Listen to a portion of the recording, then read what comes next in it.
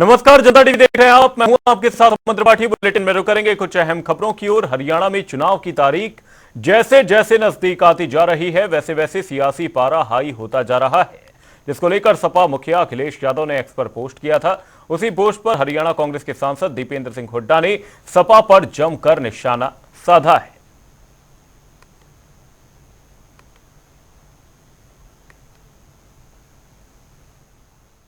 कांग्रेस को समाजवादी पार्टी की जरूरत है, क्योंकि सपा की तरफ समाजवादी पार्टी का हरियाणा में कोई जनाधार नहीं है। राष्ट्रीय स्तर पे हमारा गठबंधन है। उस गठबंधन की मैं समझता हूं कि उस गठबंधन के अनुरूप कोई बात होती है तो उस पर क्या विचार पार्टी का बनता है समय बताएगा।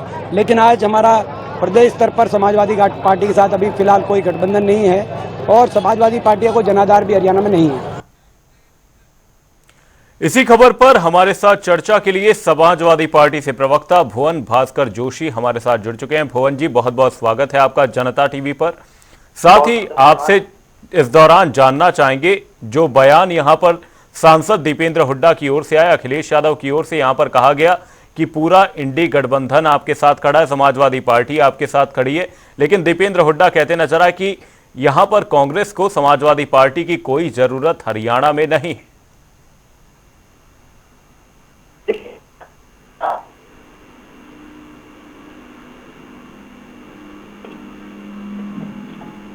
भुवन जी, क्या आप मुझे सुन पा रहे हैं?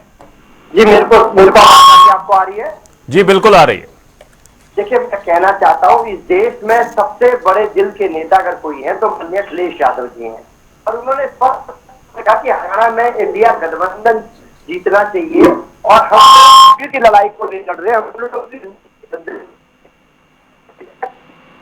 मैं इतना ही कहना चाहता हूँ, जो आप दीपेंद्र को सीखना चाहिए कि मध्य प्रदेश में कांग्रेस के कुछ नेताओं के बोल से क्या रहा मध्य प्रदेश का परिणाम, क्योंकि राजनीति में जो पिछला इतिहास होता है उससे भी सीखा जाता है।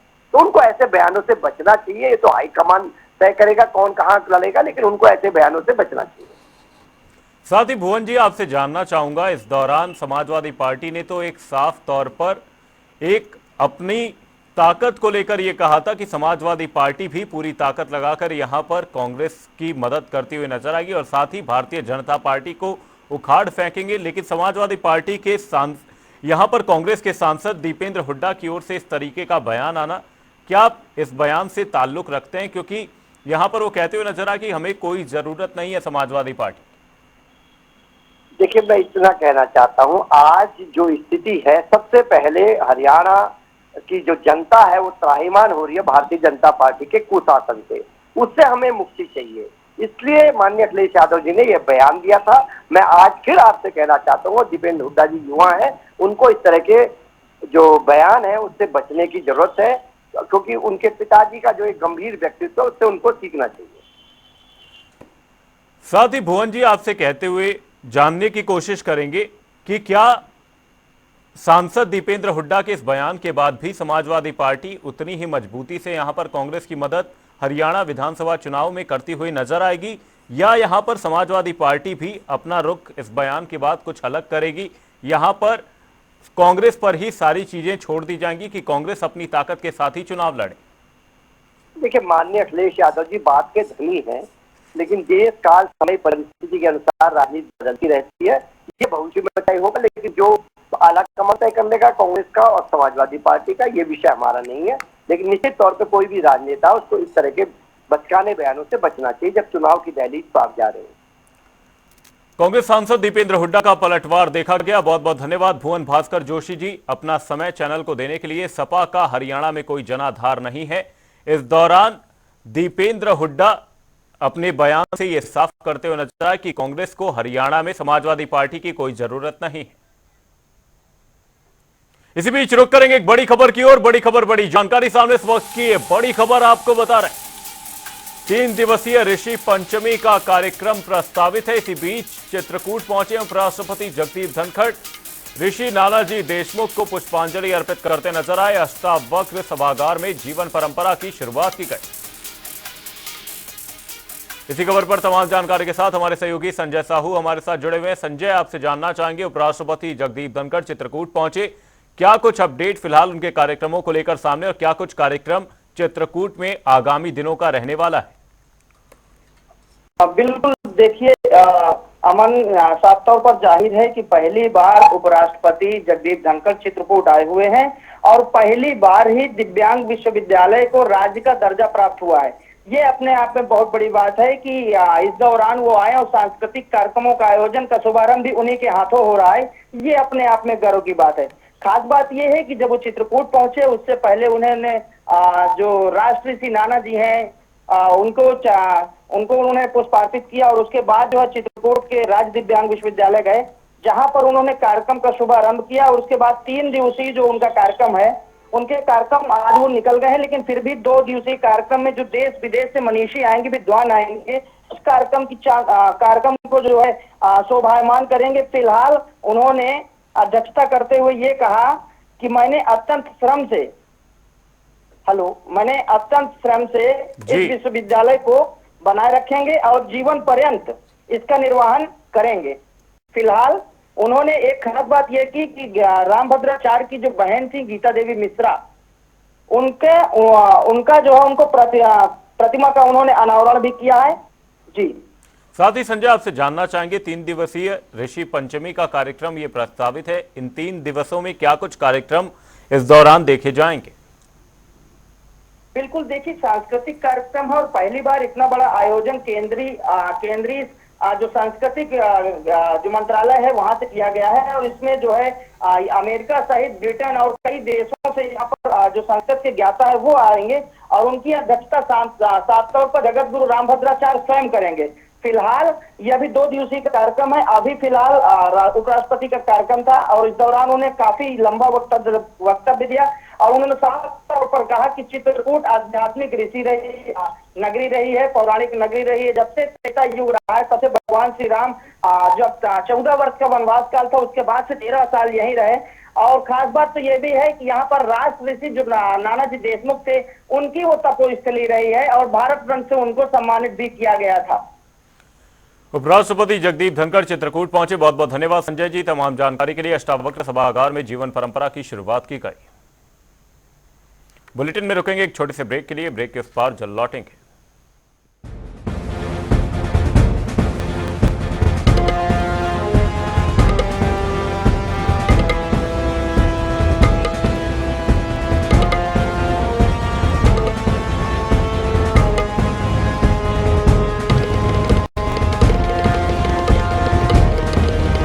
अपनाएं आयुर्वेदिक रूप मंत्रा। इसमें है क्यूकम्बर के प्योर एक्सट्रैक्ट्स जो नेचुरली चेहरे को मॉइस्चराइज रखे ताकि पिंपल्स और डेड स्किन जैसी प्रॉब्लम से मिले रिलीफ। रूप मंत्रा आयुर्वेदिक फेस वॉश, ये कोई कॉस्मेटिक नहीं, आयुर्वेदिक औषधि है।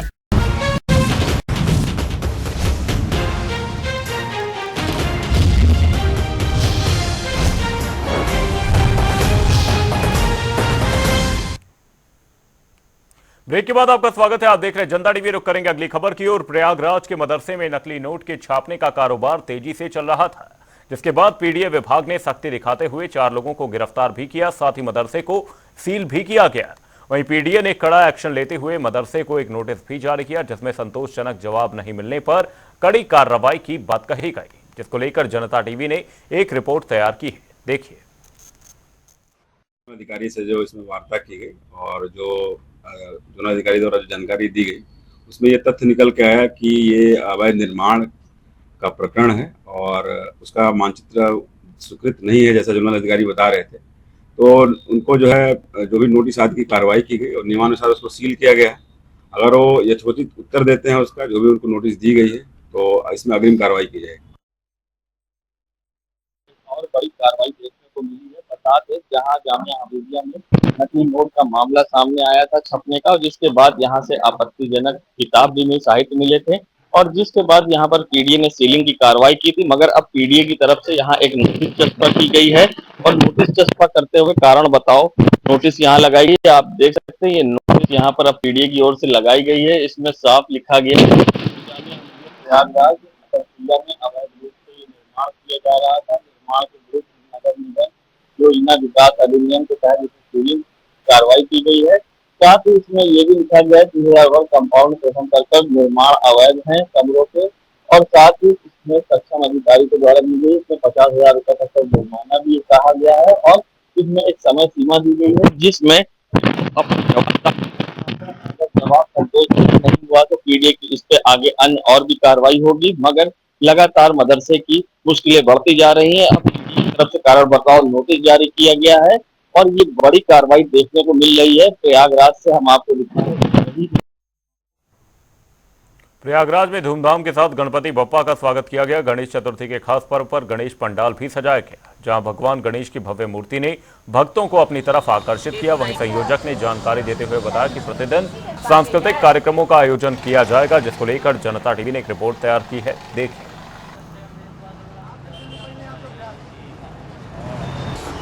गणेश महोत्सव मनाया जा रहा है और बप्पा आगमन हो चुका है और बप्पा स्थापित किए गए हैं और बप्पा की भव्य आरती और पूजा अर्चना और कथा चल रही है। स्थापना होने के बाद हम आपको दिखा रहे हैं करेला बाग के पंडाल का नजारा है, जहां पर भक्तों की भीड़ लगी है और बप्पा की लोग पूजा अर्चना कर रहे हैं। और आप देख सकते हैं यहाँ पर बप्पा विराजमान हो चुके हैं। आज प्रथम दिन है और 10 दिनों के लिए बप्पा को स्थापित किया गया है और विधि विधान से पूजा अर्चना की जा रही है। यहाँ पर हमारे जी साथ अखिलेश साय जी।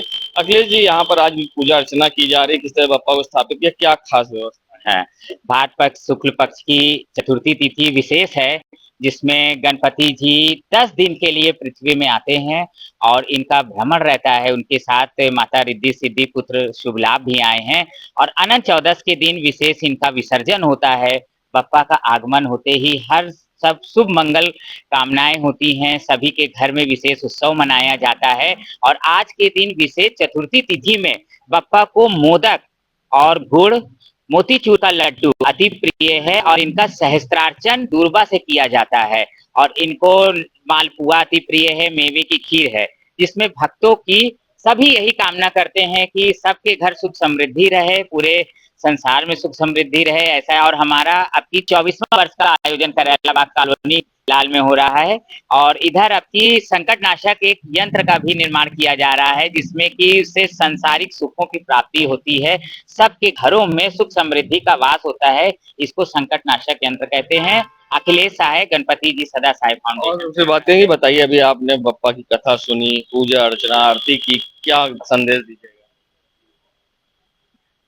सभी को जय गणेश, कृष्ण कन्हैया लाल की जय, राधा रानी सरकार की जय। मैं यही संदेश दूंगी कि भगवान सभी लोग गणपति जी को मनन करें और ये विघ्न विनाशक हैं, सारे कष्टों को हरने वाले देवता हैं, सर्वप्रथम यही पूजे जाते हैं। तो भगवान सभी की मनोकामना की पूर्ति करें।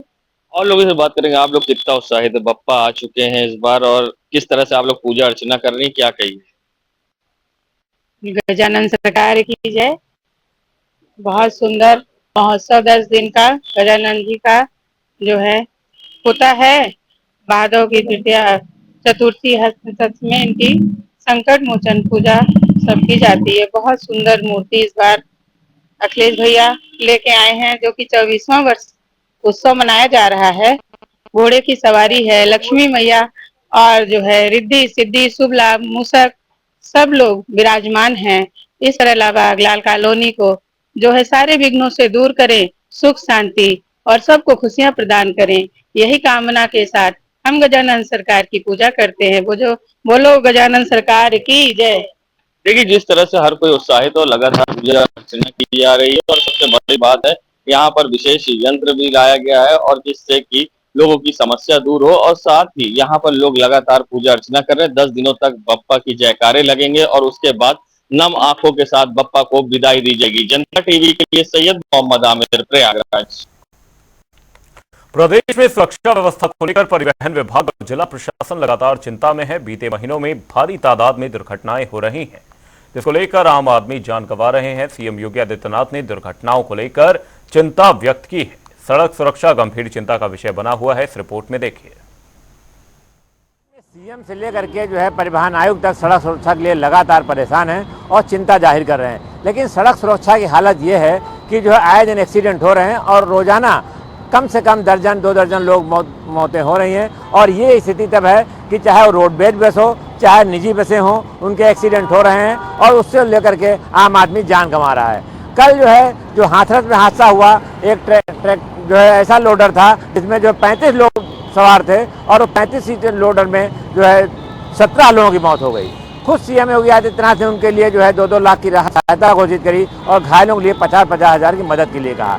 लेकिन सबसे बड़ी बात है पूरे यूपी में जो सड़क सुरक्षा पर लगाम नहीं लग पा रही है कि जितनी उम्मीद है कि सड़क सुरक्षा होगा उधर वाहनों का जो काफिला निकलता जा रहा है, ओवरलोडिंग होती जा रही है, इस पर कोई रोक नहीं है। चाहे वो ट्रक हो चाहे वो बसें हो, सब में ओवरलोडिंग हो रही है। तब कल तो जो एक्सीडेंट हुआ रोडवेज बस से हुआ, इसी तरह बाराबंकी में ई रिक्शा चपेट में आ गया, 4 लोगों की जान चली गई। तो ये एक दिन के अंदर अगर इतने हादसे हो रहे हैं तो पूरे प्रदेश में इनकी हादसों की संख्या दर्जनों में होती है और जान गंवाने वाली संख्या सैकड़ों में हो रही है। तो सड़क सुरक्षा के जो आंकड़े हैं वो डे बाय डे बढ़ जाएंगे और इसको लेकर के जितने दावे किए जा रहे हैं, सड़क सुरक्षा सप्ताह चलाया जा रहा है, तो उस पर भी सरकार जो है कितनी लगाम लगा पा रही है ये समय बताएगा। लेकिन इतना जरूर है कि आम लोगों के लिए सड़क सुरक्षा के जो मायने होने चाहिए वो खुद मैंने चाहे हेलमेट लगाना हो, ड्राइविंग के दौरान दोपहिया चालक हेलमेट नहीं लगाएंगे, 4 व्हीलर के ज़्यादातर जो है लोग जो है चलाने के दौरान सीट बेल्ट लगाने में जहमत नहीं उठाते हैं। और जहाँ बड़ी वाहन जो हैं, चाहे वो ट्रक हो चाहे बस हो चाहे दूसरे मिनी बसें हों, इनमें सब में चलने के दौरान लोग जो है सड़क सुरक्षा को उतना पालन नहीं करते हैं जितना करना चाहिए। सिग्नल सिस्टम भी उतना पालन नहीं हो पा रहा जितना होना चाहिए। तो रोड सेफ्टी की जो बातें की जा रही हैं, सीएम लगातार तो कह रहे हैं कि रोड सेफ्टी बेहतर किया जाए। परिवहन निगम को 10 करोड़ रुपए दिया गया है, अपनी बसों को बेहतर करे, बसों से ऐसे एक्सीडेंट ना हो और लोगों को जो है परेशान न होना पड़े। लेकिन वो काम उतना नहीं हो पाया जितनी उम्मीद की जा रही है। अब दुर्घटनाओं से लेकर के अब प्रमुख सचिव परिवहन से लेकर के और जो है परिवहन आयुक्त तक और एमडी रोडवेज तक चिंता जाहिर कर रहे हैं और उम्मीद की जा रही है कि उन्होंने फिर निर्देश दिए अपने ड्राइवर को कि बेहतर से बेहतर तरीके से ड्राइविंग की जाए और उनको जो है समय समय पर चेकिंग भी होगी।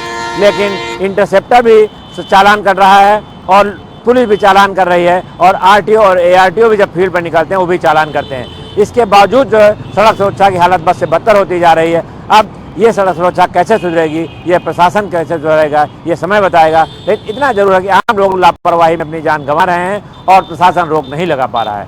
कैमरापर्सन रियाद के साथ टीएन मिश्रा, जनता टीवी, लखनऊ। इसी बीच रुक करेंगे एक बड़ी खबर की और बड़ी खबर बड़ी जानकारी अंबेडकर नगर से सामने इस वक्त की बड़ी खबर आपको बता रहे हैं। अंबेडकर नगर के दौरे पर रहेंगे सीएम योगी आदित्यनाथ, कई परियोजनाओं का शिलान्यास करेंगे, चयनित अभ्यर्थियों को नियुक्ति पत्र देंगे। रोजगार मिशन के तहत ये नियुक्ति पत्र वितरित किए जाएंगे। छात्र छात्राओं को टैबलेट का वितरण किया जाएगा। इस दौरान जनप्रतिनिधियों के साथ भी सीएम बैठक करेंगे।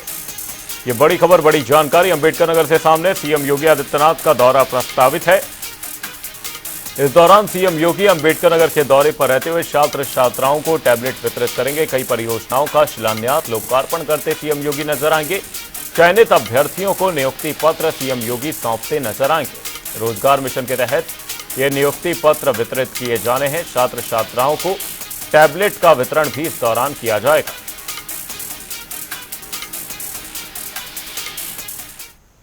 रुक करेंगे हापुड़ से अगली बड़ी खबर की और बड़ी खबर बड़ी जानकारी हापुड़ से सामने इस वक्त की बड़ी खबर आपको बता रहे हैं। जलकल विभाग का जेई गिरफ्तार कर लिया गया है। एंटी करप्शन टीम ने इस दौरान रंगे हाथों पकड़ा। नगर पालिका के जलकल विभाग में जेई तैनात था। लाखों की घूसखोरी का आरोप जेई पर लगाया गया। वहीं एंटी करप्शन टीम पूछताछ के लिए अपने साथ थाने ले गई। वहीं सिटी कोतवाली क्षेत्र का यह मामला है। एंटी करप्शन टीम पूछताछ के लिए थाने ले गई है। ये बड़ी खबर बड़ी जानकारी हापुड़ से आपको बता रहे हैं। सिटी कोतवाली क्षेत्र का यह मामला है। जलकल विभाग का जेई गिरफ्तार कर लिया गया है। एंटी करप्शन टीम ने इस दौरान रंगे हाथों पकड़ा है। ये बड़ी खबर बड़ी जानकारी। नगर पालिका के जलकल विभाग में जेई तैनात था। लाखों की घूसखोरी का आरोप जेई पर लगाया गया, जिसके बाद से पुलिस ने एक्शन लेते हुए जेई को गिरफ्तार कर लिया है। एंटी करप्शन टीम पूछताछ के लिए जेई को फिलहाल थाने ले गई है। सिटी कोतवाली क्षेत्र का यह मामला है।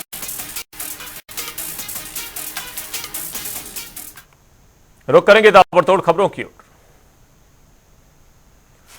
मुजफ्फरनगर में हैरान कर देने वाला मामला आया सामने। कोतवाली मालखाने से कारतूस हो रही गायब। एसएसपी मामले की जांच में जुटे। देवरिया में दबंगों ने गरीब का पुराना मकान तोड़कर किया कब्जा। पीड़ित ने डीएम से लगाई न्याय की गुहार। पुलिस पर कार्रवाई न करने का आरोप। आगरा में खनन माफियाओं के हौसले बुलंद। अवैध तमंचे से पुलिस कांस्टेबल के सिर में मारी गोली। पुलिस और माफियाओं के बीच हुई ताबड़तोड़ फायरिंग। इटावा में अपहरण कर हत्या का मामला, बीजेपी के पूर्व जिला अध्यक्ष समेत 2 लोगों को आजीवन कारावास। पीलीभीत में महिला के स्नैचिंग का मामला आया सामने, दिन दहाड़े बाइक सवार महिला के कान के कुंडल लेकर मौके से हुए फरार। फतेहपुर में कपड़ा व्यवसायी के घर में लाखों की चोरी, चोरों ने ताला तोड़ घटना को दिया अंजाम। हापुड़ में जलभराव की आफत, ग्रामीणों को आवाजाही में हो रही समस्याएं, स्कूली बच्चों की पढ़ाई हो रही प्रभावित। सहारनपुर में नगर निगम ने चला अतिक्रमण हटाओ अभियान, करीब 1 दर्जन ठेलियां, काउंटर और अवैध निर्माण को किया ध्वस्त। कुशीनगर में मानवता हुई शर्मसार, पत्नी को बचाने के लिए मजबूर पिता ने बच्चे को बेचा। बागपत में हाईवे किनारे मिला महिला का शव, महिला की हत्या कर शव को जलाया, महिला की नहीं हो सकी शिनाख्त। लखनऊ की में ट्रेन की चपेट में आया युवक की मौत, क्रॉसिंग पार करते समय हुआ हादसा। फतेहपुर में डंपर ने पैदल जा रहे शख्स को रौंदा, हादसे में अधेड़ की मौके पर दर्दनाक मौत, जांच में जुटी पुलिस। रायबरेली में कासगंज अधिवक्ता की हत्या का मामला, डीएम कार्यालय के बाहर हुआ प्रदर्शन, अधिवक्ता सुरक्षा कानून लागू करने की मांग। हमीरपुर में जमीनी विवाद को लेकर दबंगों ने की फायरिंग, गोली लगने से बुआ भतीजा घायल, इलाज के दौरान युवती की मौत, बेटा की हालत गंभीर। फतेहपुर में कासगंज महिला अधिवक्ता की हत्या का मामला, सैकड़ों अधिवक्ताओं ने की हड़ताल। आगरा में पहाड़ी पर तेंदुआ देखने से मचा हड़कंप, वीडियो सोशल मीडिया पर वायरल। फर्रुखाबाद में कासगंज महिला अधिवक्ता की हत्या का मामला, एडवोकेट प्रोटेक्शन एक्ट लागू करने की मांग। मुजफ्फरनगर में समाधान दिवस का आयोजन, एसडीएम ने सुनी फरियादियों की फरियाद।